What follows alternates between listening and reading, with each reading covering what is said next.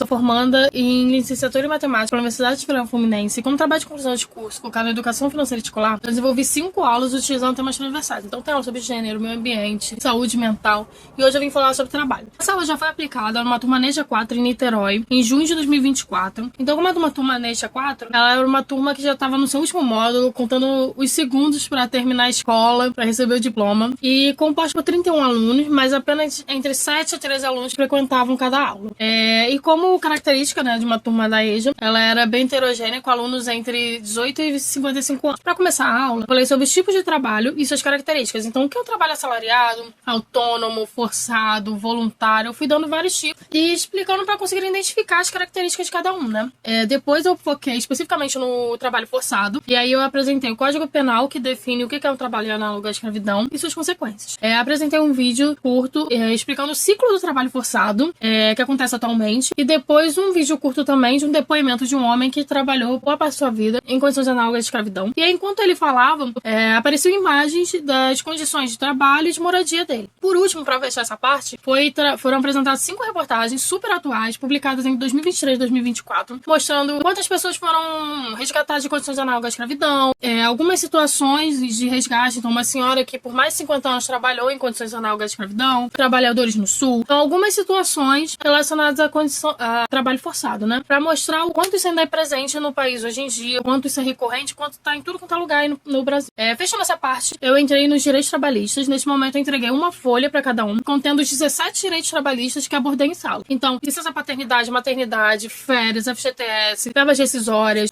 limite de hora extra trabalhada. Então, eram 17 direitos trabalhistas que eu escolhi para trabalhar com eles. E aí, a folha era para ficar com eles como consulta mesmo pessoal, para orientar alguém que eles conhecessem, né? Que é importante eles saberem dos direitos deles. Passando isso, eu falei o que é piso salarial e o que é salário mínimo para eles entenderem essa diferença. E aí, em seguida, apresentei uma tabela de pesquisa do custo da cesta básica, né, uma pesquisa nacional, e apresenta os custos da cesta básica em 17 capitais do Brasil. E esses dados foram referentes a abril de 2024, e aí você conseguia ver a diferença, né, de custo a depender da cidade, bem como se aumentou ou diminuiu em cada uma delas de um mês para o outro, e a porcentagem desse custo com relação ao valor do salário mínimo líquido, né? E aí, depois de ver os dados com os alunos, eu questionei eles se o valor do salário mínimo é suficiente mesmo para sustentar, né? E aí, seguindo com a sequência didática do trabalho, eu falei o que é um salário bruto e salário líquido, para eles entenderem a diferença. Apresentei um contra-cheque para eles identificarem aonde apresentaram cada coisa, onde eles veem os descontos, quais descontos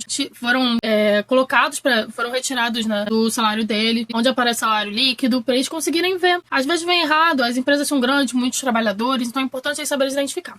Seguindo, eu mostrei 2 imagens de sites diferentes com informações erradas com relação ao desconto em INSS no salário e a tabela correta. E mostrei para eles a importância de onde retirar as informações, de onde pesquisar, que nem tudo que tá na internet é verdadeiro. Para eles levarem isso pra vida, a preocupação de onde retirar as informações. Por último, ensinei o cálculo do salário líquido e aí entreguei a ficha de atividade para eles fazerem em dupla, trio, quarteto, como eles quisessem, para dialogarem mesmo sobre cada questão. A ficha de atividade deles tinha 5 questões. A primeira era uma discursiva, então para eles falarem com as próprias palavras o que é salário bruto, o que é salário líquido. A segunda era de marcar X nos direitos trabalhistas que eles não conheciam. Aí a terceira já tinham que preencher tabelas, informando os dados do núcleo familiar deles. Então, quantas pessoas moram com você, quantas trabalham com carteira assinada, sem carteira assinada, quantos como tem a casa. E também para estimarem os gastos mensais, né, na casa deles. Então, quanto se gasta no mercado por mês, mais ou menos? Então, colocar ali a média, o valor estimado deles. Aluguel, internet, luz, os gastos básicos mensais que eles tinham e calcular o total. E aí depois perguntado, o salário mínimo é suficiente para sustentar nessa situação? Quanto você deveria receber salário líquido para conseguir sustentar? Depois é perguntado pro aluno o que ele acha sobre pagar imposto sobre seu salário. É justo, não é justo? E por último, o cálculo do salário líquido, que conta uma história de uma pessoa que recebeu um salário mínimo e aí tá estudando curso técnico. Se terminar o curso técnico e começar a trabalhar na área, vai receber um salário X, que é maior que o salário mínimo. E aí pergunta quanto a mais essa pessoa ganharia se mudar o salário. Qual é a porcentagem disso em relação ao salário mínimo, que é o que ela recebe atualmente, né? O que você faria se você recebesse esse valor a mais? Então, e por final, o cálculo também, né? Também é solicitado que eles calculassem o salário líquido atual, caso mude de trabalho. Então, se começar a trabalhar como técnico, quanto é que vai começar? Qual vai ser o salário líquido que vai começar a receber? E aí é interessante que no de direitos trabalhistas, a maioria marcou o licença paternidade e o limite de hora extra como desconhecidos. Sobre o que faria com o dinheiro a mais, eles falaram muito sobre viajar e fazer compras, alguns falaram sobre pagar contas, todos falaram que o salário mínimo não é suficiente e todos falaram que não acham justo pagar imposto sobre o seu salário. E o trabalho mesmo é esse.